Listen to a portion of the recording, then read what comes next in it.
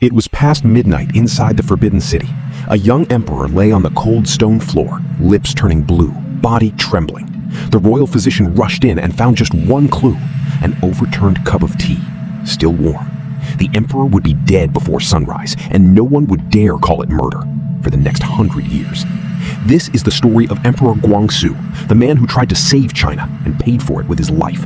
He spent his entire reign as a prisoner inside his own palace, controlled by a woman who feared what he might do if he ever broke free.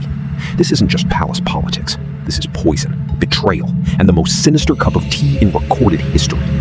Guangxu was just 4 years old when he was taken from his parents and carried into the Forbidden City. No freedom, no warmth, just cold marble halls, and a woman named Cixi, his own aunt, who ruled China from behind his throne. As he grew older, he watched his empire crumble. Foreign powers were carving up China from the outside. Corruption was rotting it from within. So in 1898, he did the unthinkable. He launched the 100 Days Reform, a desperate attempt to modernize China and save his people. So in 1898, he did the unthinkable. He launched the 100 Days Reform, a desperate attempt to modernize China and save his people.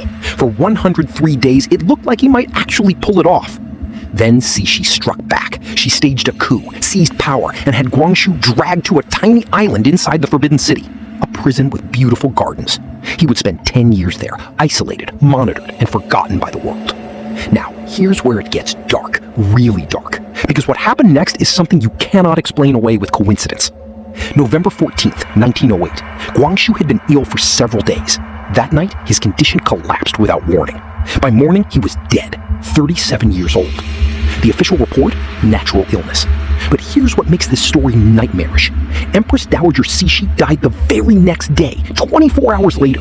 After ruling China for 47 years, she just happened to die the morning after the emperor she'd imprisoned.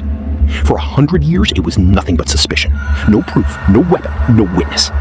Then, in 2008, exactly 1 century after his death, Chinese scientists ran forensic tests on the emperor's hair and bones. What they found stopped everyone cold. Guangxu's remains contained 2,000 times the normal level of arsenic. He hadn't died of illness, he had been poisoned, deliberately, systematically. The arsenic traces pointed to one moment in time, something he had been given to consume in his final hours.